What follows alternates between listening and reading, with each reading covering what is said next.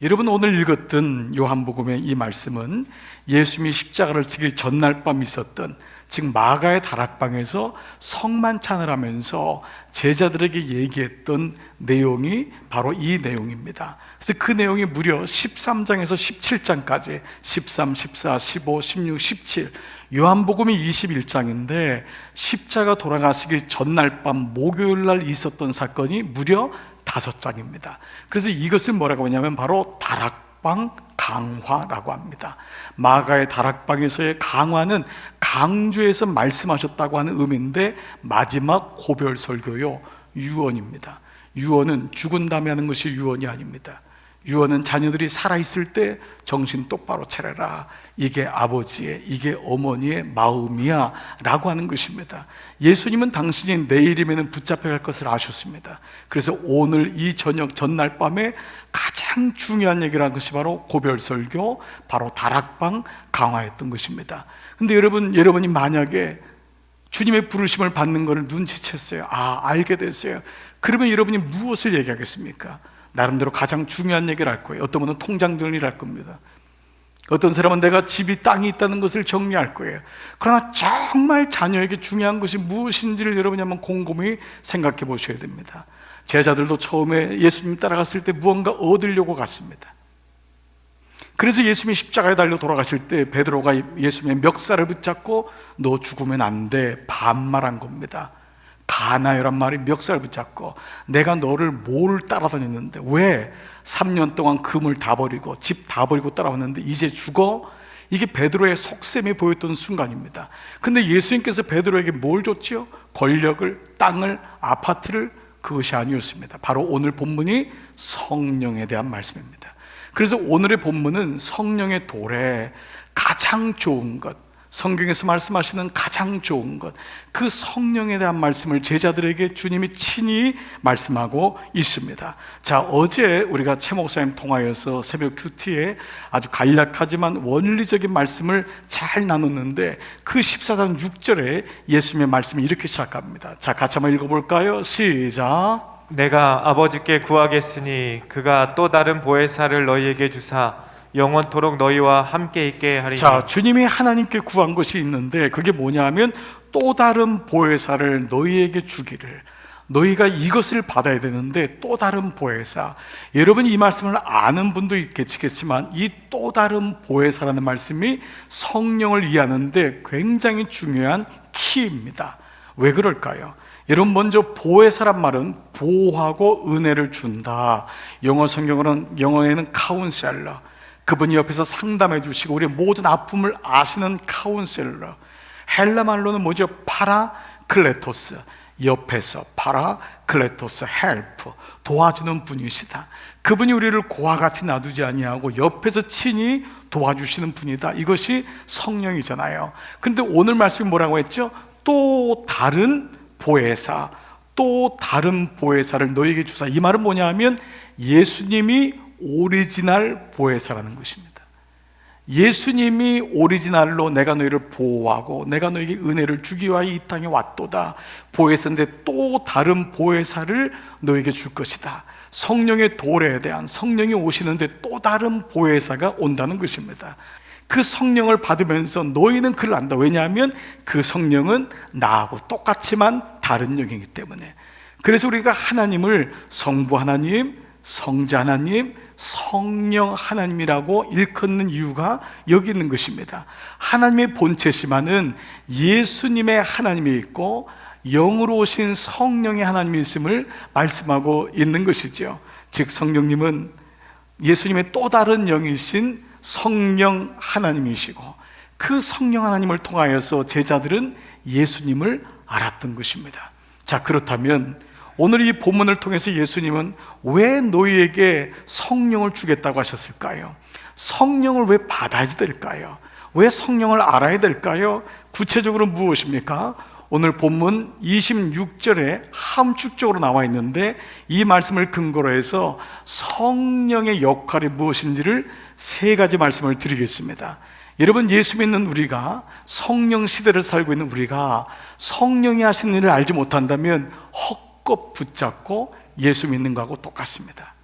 그냥 몸만 열심히 교회 다니지만 구원 못 받는 거하고 똑같습니다. 그래서 오늘 이미 알고 계신 분들도 확인하시고 잘 몰랐던 분들도 성령의 역할이 무엇인지를 세 가지로 말씀을 나눠보겠습니다. 먼저 26절에 함축되어 있는데요, 26절 다 같이 한번 읽을게요. 시작. 보혜사 곧 아버지께서 내 이름으로 보내실 성령 그가 너희에게 모든 첫 번째, 것을 그가 너희에게 모든 것을 가르치시고, 두 번째 뭐죠? 내가 너희에게 말한 모든 것을 생각나게 하시리라. 오늘 설교 제목이 뭐죠? 그가 가르치고 그가 생각나게 하시리라. 무엇을 주님께서 가르치기를 원하셨을까요?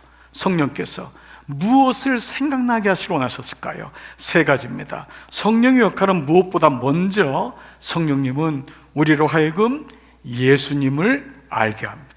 이것이 가장 프라이머리, 가장 본질적이고 가장 1순위의 성령의 역할입니다. 성령은 그 자체로 영광 받으시는 분이 아닙니다. 영광 받으시는 분은 오직 성부 하나님, 하나님이 영광 받으시는 것입니다. 그러면 성령은 뭐냐 하면 성령을 통하여 예수님이 누구신지를 알게 하는 것, 바로 이것이 첫 번째 성령의 역할인 것입니다. 제1의 역할은 예수님을 드러내는 것입니다. 그 말은 뭐죠? 예수님을 증언하게 하는 것입니다. 무슨 말이에요? 알아야지 증언하는 것입니다. 그래서 성령이 임해야지 너희가 권능을 받고 예루살렘과 유대와 사마리아와 땅끝까지 이르러 내 증인이 되는 것입니다.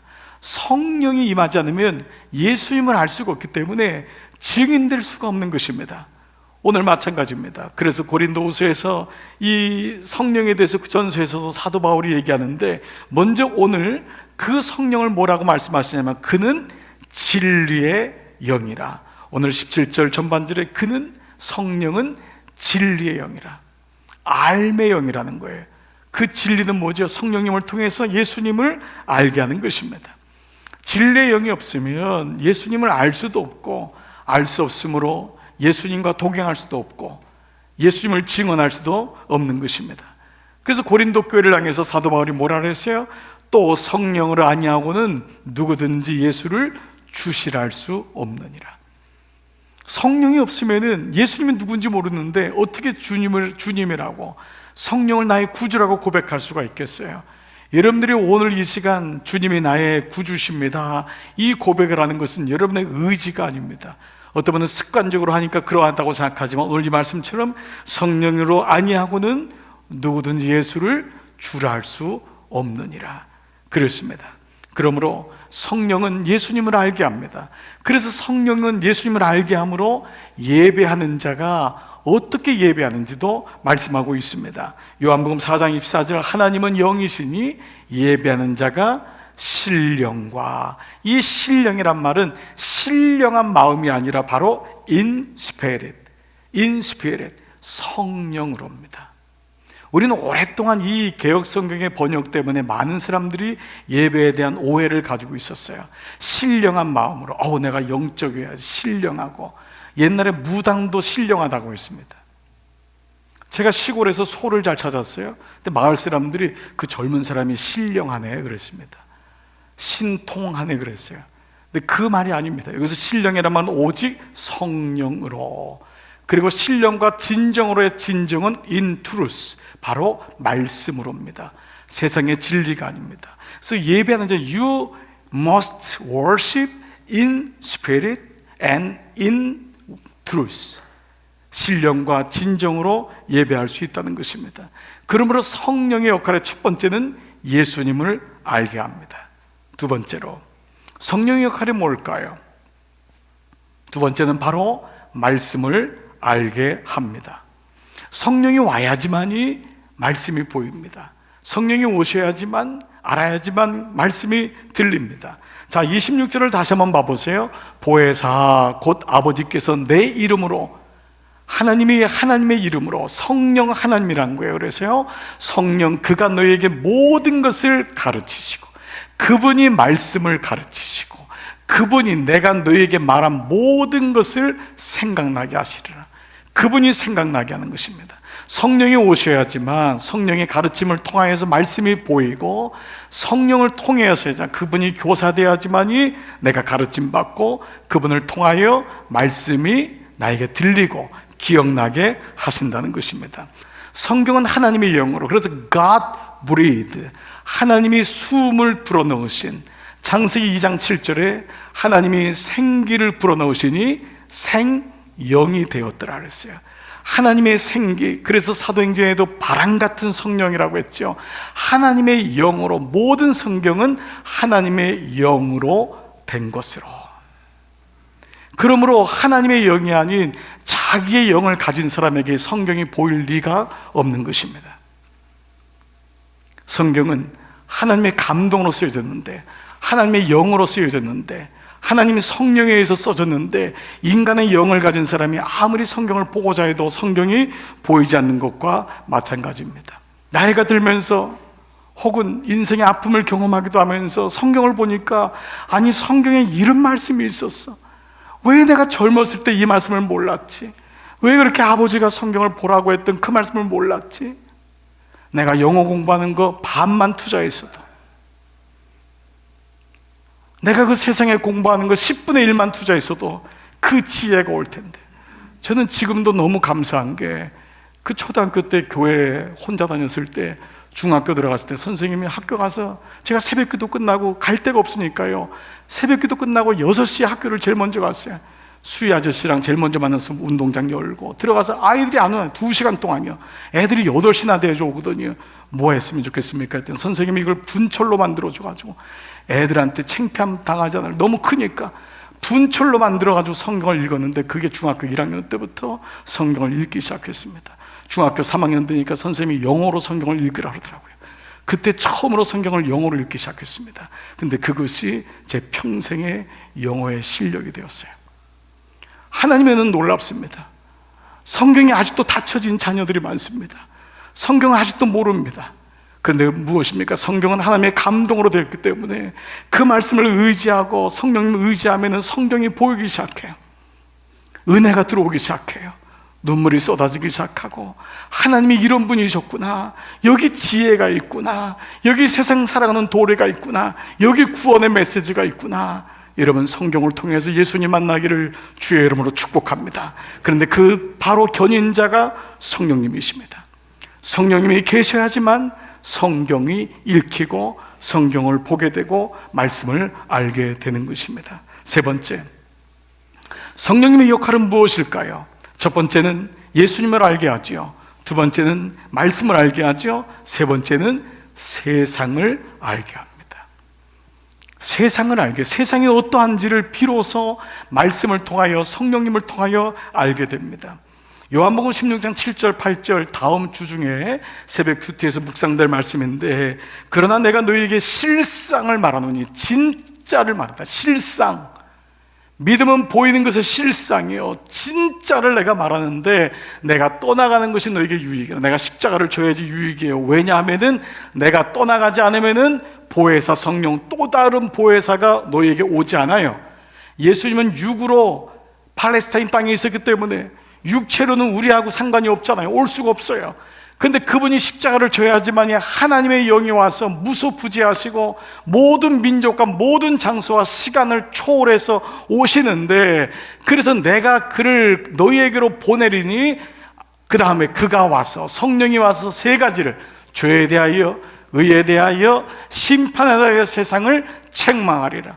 첫 번째 죄에 대하여, 두 번째 의에 대하여, 세 번째 세상에 대하여. 세 번역을 한번 들어보세요. 성령께서 오시면 죄와 의와 심판에 대한 세상의 잘못을 깨우칠 것이다. 세상이 알고 있는 죄에 대해서 너희를 깨우칠 것이다. 세상에 말하는 죄에 속으면 안 된다. 세상에 말하는 정치인들이 말하는 의, 그게 진짜 의가 아니다.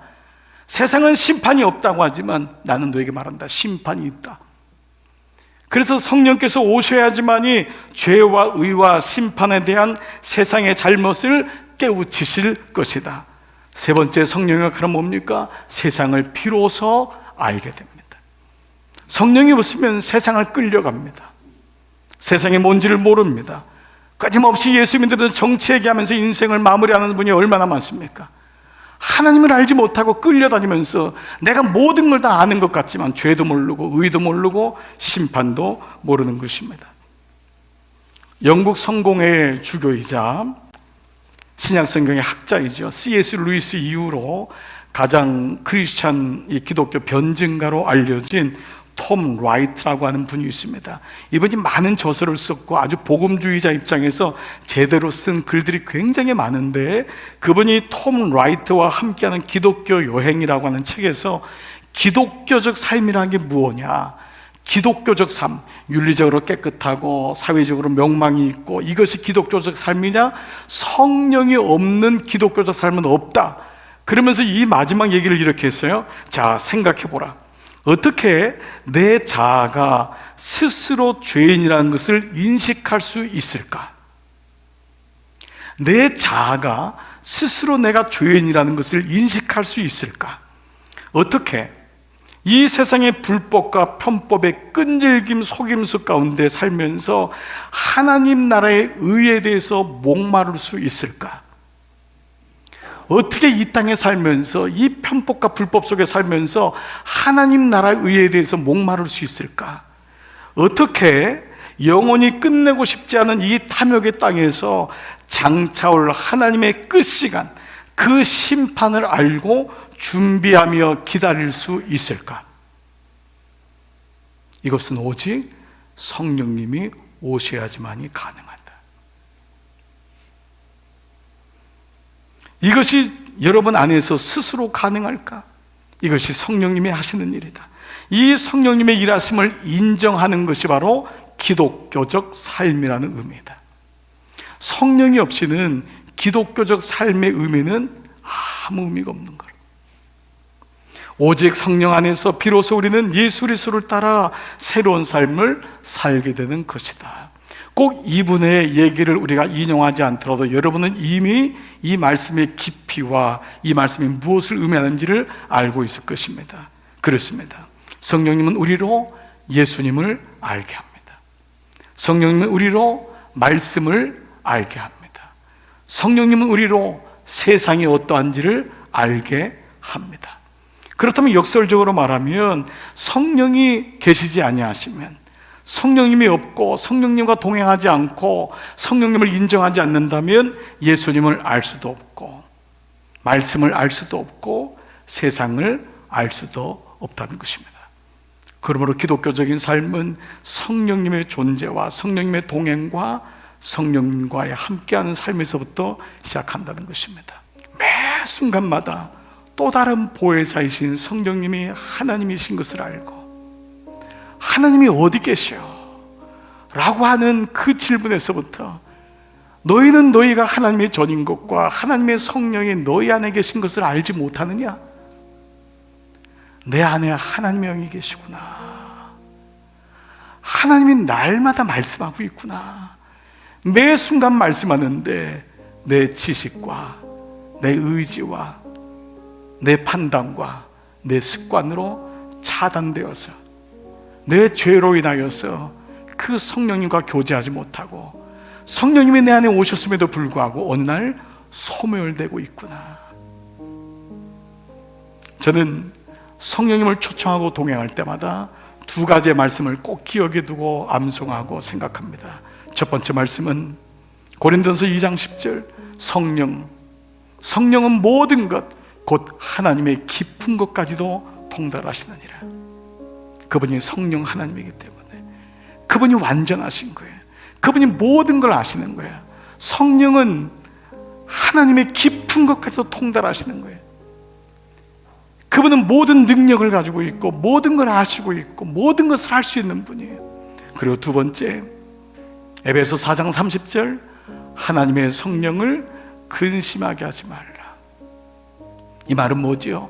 성령은 어느 부흥사의 말처럼 성령 받아라 집어 던지는 그런 객체나 물건이 결코 아닙니다. 성령은 지와 정과 의를 가진 하나님의 영이시며 인격이십니다. 그러므로 성령은 내 안에 계신 하나님의 인격으로 이 표현 자체가 인간의 단어로 이렇게밖에 고백 못하지만 그분이 지혜와 정과 의를 가지고 근심하시고 안타까워하시고 우리를 누구보다 잘 아시고 그리고 말할 수 없는 탄식으로 우리를 위해서 기도하는 분이라는 것을 말씀하고 있습니다. 여러분에게 누군가 찾아왔을 때 여러분이 그 사람을 인격적으로 대한다는 것은 그를 존귀하게 여기는 것입니다. 그 얘기를 들어주고 태도도 함부로 하지 아니하고 함부로 말하지 않고 끝까지 그를 경청하는 것이 인격적으로 대하는 것입니다. 성령을 근심하게 하지 말라. 많은 사람들이 교회를 나오고 하나님을 믿고 3대 4대째 예수 믿는 가정이 있지만 성령님과는 관계없는 그리스도인들이 의외로 많습니다. 그러므로 성령님을 알지도 못하고 성령님이 내 안에 계신데도 무시해버리고 그를 존중해드리지 않는다면 성령은 역할을 할 수가 없습니다. 그분이 파라클레토스, 옆에서 도우시려고 준비했다가 네가 나를 필요하지 않으니 내가 너를 만날 이유가 없구나. 그분은 근심하시며 떠나가시는 것입니다. 그러나 항상 매 순간 성령님 감사해요. 성령님 이 시간도 내 안에 계시지만 내가 다시 성령님을 내가 I recognize you, 내가 인정해요. 성령님 내 안에 오셔서 나를 다스려 주세요. 성령님 환영해요. 성령님 감사해요. 내가 성령님을 의지해요. 이미 그 성령님이 여러분의 삶 가운데 지금까지 함께 하신 것입니다.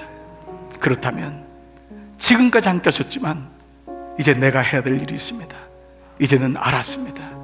이제는 알았어요. 그러므로 날마다 그를 인정하고 날마다 성령님을 이름을 부르고 고백하고 너희는 너희가 하나님의 전인 것과 하나님의 성령이 너희 안에 계시다는 것을 알지 못하느냐? 그 말씀을 기억하고 날마다 그를 요청하는 것입니다. 주님과 교제하는 것입니다. 주님 그동안 교회는 다녔지만 성령님은 잘 몰랐습니다. 성령님께 요청하는 것도 몰랐습니다. 내 안에 계신 것도 몰랐습니다. 그것이 내 음성인 줄 알았습니다. 아닙니다. 성령님이 여러분에게 그 마음을 주고 생각나게 하고 떠오르게 하고 가르치신 줄 믿습니다. 오늘 마지막 27절은 그 성령의 결론이 무엇이냐, 우리에게 무엇을 주시기 위하여 27절 말씀 같이 한번 읽습니다. 시작.